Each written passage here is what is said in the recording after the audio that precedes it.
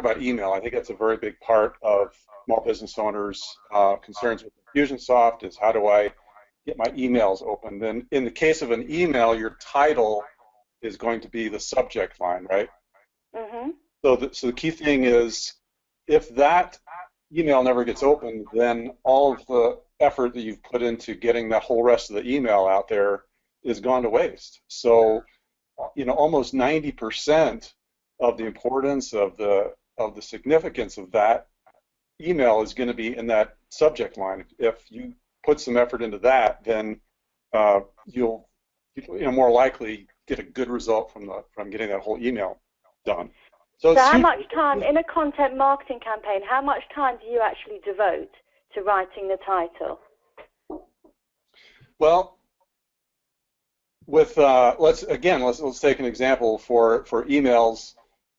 You can, I will not necessarily spend a huge amount of time writing the subject line on an email. I will develop the email first, see what in it, looks like it would be a good, just something that would really call out a reader's attention, and use that for my subject line. But I am going to put a lot of attention into looking at how that looks, send out the email to myself, see how see how it looks to me, maybe have somebody proofread it. So it is crucially important.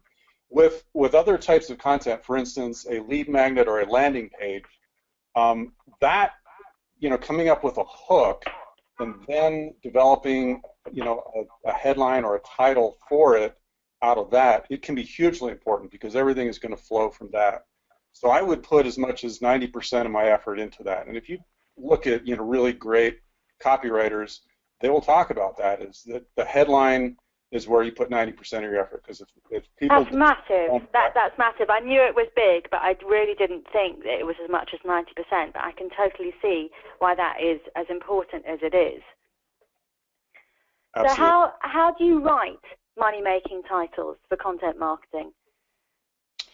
Well, the key thing, I think I would go back to the conversation earlier, is really know your audience. Enter the conversation that's going on in someone's head, and then just address that and bring that in. And especially if you're addressing something that they particularly are interested in, that's key. So right there, for instance, let's say the example of the landscaper I thought was great, that Carey brought up.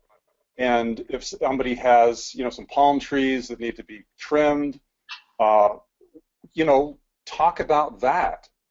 And I think it's tempting oftentimes as marketers to talk about what we do as in our business, but really the thing is, just put yourself in the shoes of the person who has the problem that you can solve for them.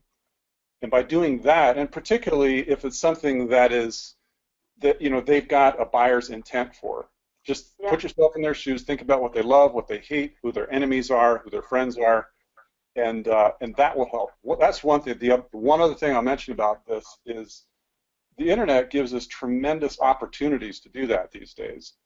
And when we talk about creating titles that are money-making titles, you've got to think about, is the person who's going to read this title a buyer, or are they more just educating themselves, or heck, maybe they're out doing research for a term paper. They're never going to buy from you.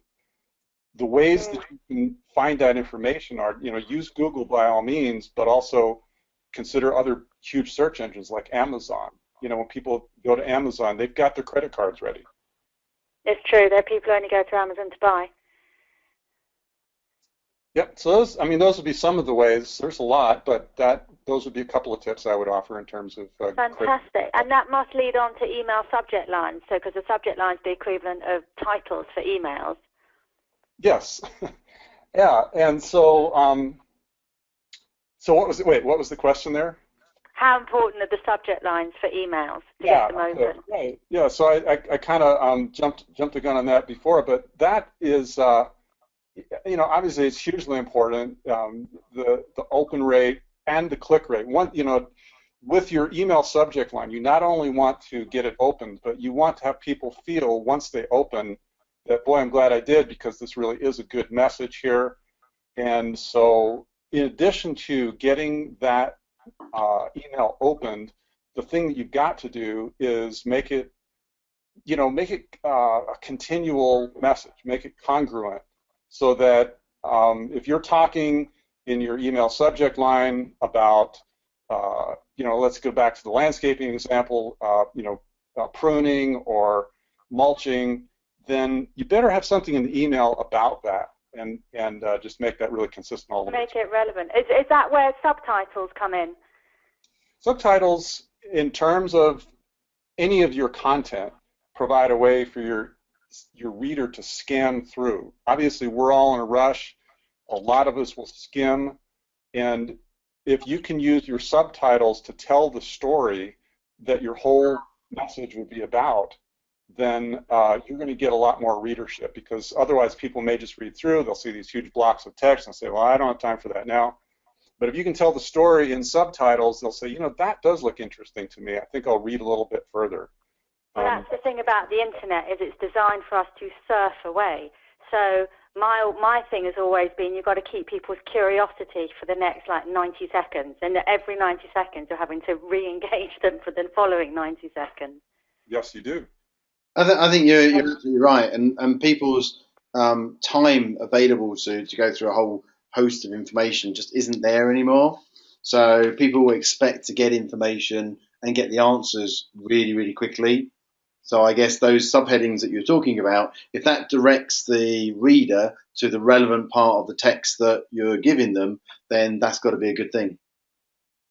Absolutely. Absolutely. So just a final one. How do you come up with winning titles and subtitles and subject lines quickly and consistently? Is there a formula? How do you do it? I like to search and find out what, first of all, I'm thinking about, like I said, who the buyer is. And then I like to find out, either by talking to people, and having conversations with actual people, gee, what a concept. Or if that's not possible, which a lot of times it isn't, then I like to just go out to Google, run some searches. The keyword planning tool is a great resource for really identifying what it is that people are talking about in the or thinking about in the language and the phrases that they're thinking about it. And from that point, oftentimes you can develop a real good sense of what it is that people are really looking for. I will start there. And then from that, it's a matter of put it out there and test it. Always track your results and see if you can discern, if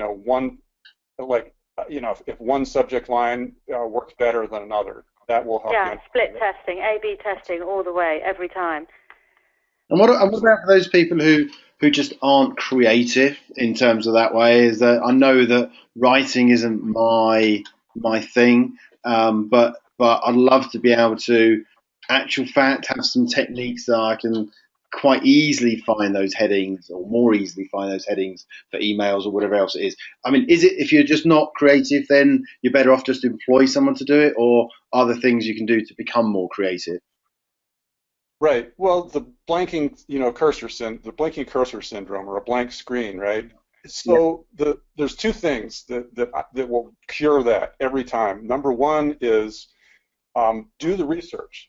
And it may just take you a few minutes, it may take you a little longer, but I have always found that if I'm kind of stuck for what to say, that the answer comes out by just thinking about getting to know who it is that my prospect is, what their pain is. Do the research. You will come up with ideas. I almost guarantee that. The second is that take advantage of what's out there. People have been using sales marketing messages for a long, long time. Yep. And you might as well take advantage of the templates that are out there. There's this thing called swipe and deploy, which really, what that means is not stealing somebody's content or ideas, but bouncing off of an idea that somebody else has in a completely different market to see how it applies to yours. So I guess those would be the two things. One is just do the research, get to know your prospect, and number two is use what's out there already. Use templates, use tools, and just go out and see what other content is out there and get ideas from that. Excellent. That sounds like a great way of honing in and getting some results. Absolutely, Mike. Thank you so much for your insight and wisdom into all of that. So much value. That was brilliant. Thank you. You bet. Thank you. Thank you very much, Mike.